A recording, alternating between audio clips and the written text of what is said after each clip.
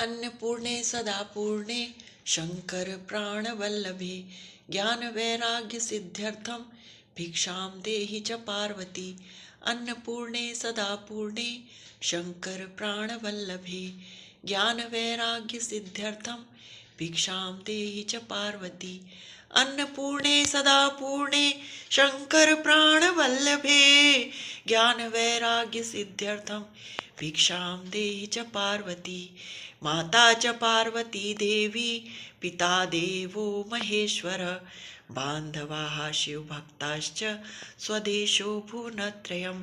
अन्नपूर्णे सदा पूर्णे शंकर प्राणवल्लभे ज्ञानवैराग्यसिद्ध्यर्थं भिक्षां देहि च पार्वती।